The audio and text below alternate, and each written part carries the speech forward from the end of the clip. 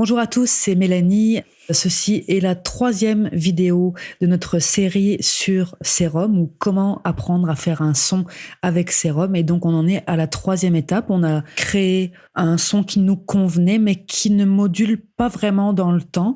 Et c'est là que rentrent en jeu donc les enveloppes et les LFO. Je vais commencer par les enveloppes. Et simplement pour vous dire que l'enveloppe 1, elle est toujours affectée au volume général. Donc, c'est une enveloppe d'amplitude pour Serum. Alors ici, c'est une enveloppe non pas ADSR comme on a l'habitude de connaître, mais AHDSR. Il rajoute un bouton qui s'appelle Hold, qui nous permet de tenir le son. C'est pas un sustain. Un sustain, c'est vraiment le niveau de soutien, donc l'amplitude quand on tient une note. C'est le sustain qui le définit en décibels. Le hold, on le voit, il est en millisecondes. Ce qui veut dire que au lieu de faire redescendre notre son avec le decay, donc on pourrait faire tenir notre son pendant un moment. Si j'enlève le sustain ici pour créer un son un peu plus percussif.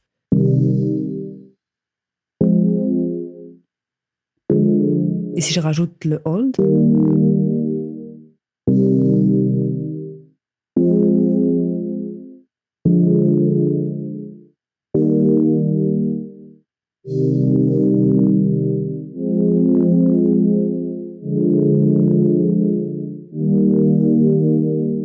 Ça, c'est une manière de régler notre enveloppe. On a deux autres enveloppes, évidemment, qu'on peut affecter à tout un tas de paramètres.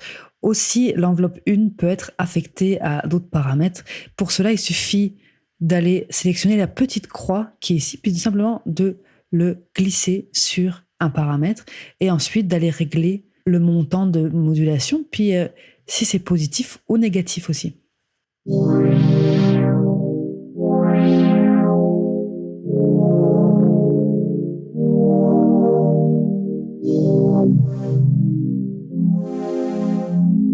Et on pourrait aussi se construire une autre enveloppe plus percussive un peu.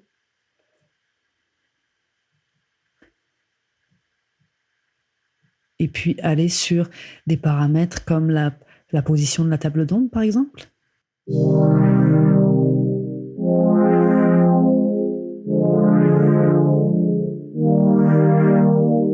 Et en créer encore une troisième, peut-être qui suivrait un tout petit peu la première, mais on les a en transparence. Je ne sais pas si vous voyez, mais on voit les autres enveloppes en transparence, ce qui peut être intéressant aussi. Je pourrais le mettre sur le detune, tiens.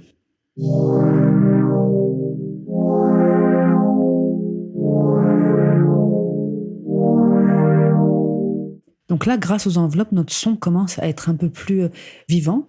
Pour enlever les enveloppes, ça se passe avec un clic droit sur le paramètre et je pourrais soit la bypasser, soit carrément l'enlever. Si j'ai aussi plusieurs modulations sur le même bouton, je peux les enlever tout en même temps. Il peut être intéressant aussi de mettre cette enveloppe sur le fameux coarse pitch dont je vous parlais.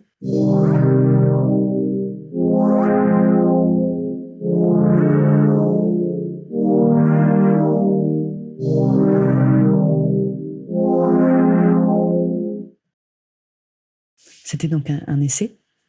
Je vais ensuite vous présenter les LFO. On a 4 LFO à notre disposition. C'est des LFO très particuliers. On peut vraiment faire tout un tas de choses. Je vais essayer de vous expliquer comment ils fonctionnent. Tout d'abord, dans cette partie, on a la grid, donc le montant de gris. Si on veut, je peux aller augmenter ça pour aller augmenter la précision. Et on a un petit dossier ici qui nous permet de charger directement des formes d'ondes. On pourrait sauvegarder aussi nos formes d'ondes quand on les crée et aller en choisir. Je vais prendre une sinus pour faire simple dès le début. Et avant de commencer à plonger dans le LFO, juste vous donner quelques petites astuces. On peut ajouter des points. Il suffit de double-cliquer un peu n'importe où. On peut rajouter autant de points qu'on veut, comme ça, pour aller créer des formes d'ondes. Pour les enlever, c'est pareil, il suffit d'aller double-cliquer dessus. Si je tiens Shift, je vais créer des pas. Donc, ça va être comme en fait un séquenceur à pas, si on veut. je pourrais créer des pas. Si je mets ce LFO sur le volume, juste pour faire un test.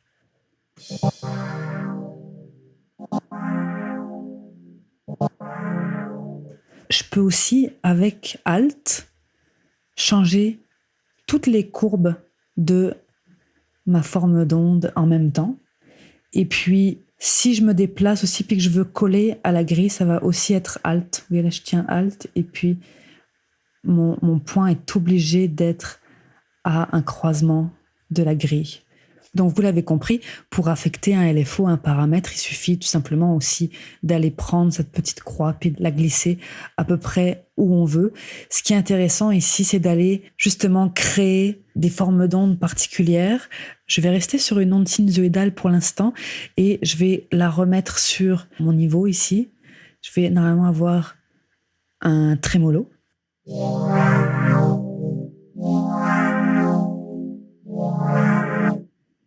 Ici, avec trip et dot, je vais pouvoir aller chercher des triplets ou bien des dotted, ça veut dire des pointés, des notes pointées, dont on va rajouter la moitié de la valeur à cette note.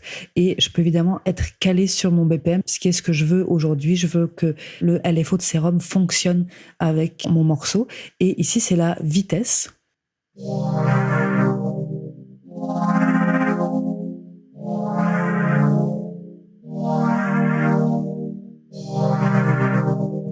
J'ai deux paramètres très intéressants ici, le rise et le delay. Le rise, lui, il va définir en combien de temps le LFO va être complètement en train de fonctionner. Donc, il va faire comme un fondu d'entrée, finalement, du LFO. Si je le mets, je vais me remettre une enveloppe d'amplitude un peu plus tenue ici.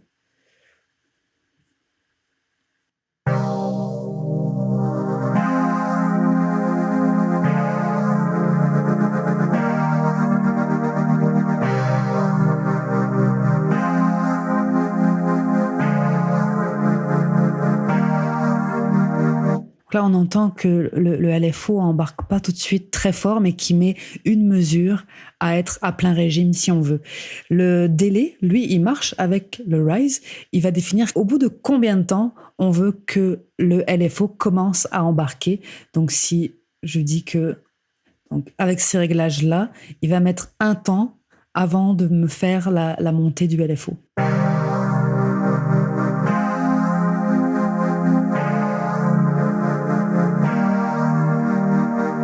Et enfin, le bouton Smooth, ici, qui nous permet, si jamais on a des formes d'ondes très abruptes, je pense par exemple à la dent de scie, ça va permettre un peu d'arrondir les angles et d'être un peu moins abrupt.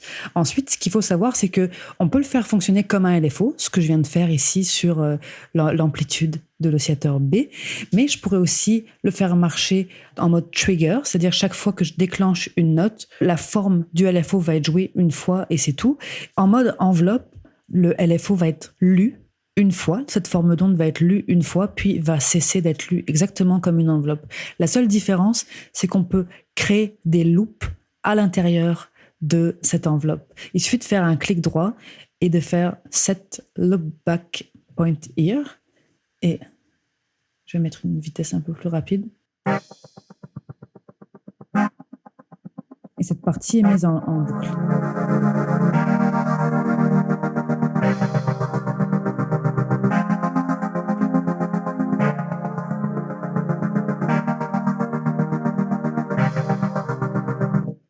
On pourrait aussi, on l'a vu, changer le point de départ. On pourrait mettre le point de départ en même temps que la loupe.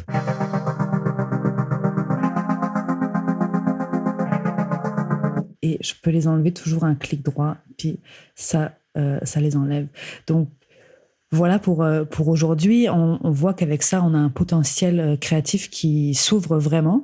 Et dans la prochaine et dernière vidéo, je vais vous montrer un peu les effets à l'intérieur de Serum, ce qui sera notre dernière étape pour créer notre son. Je vous dis à bientôt. Bye!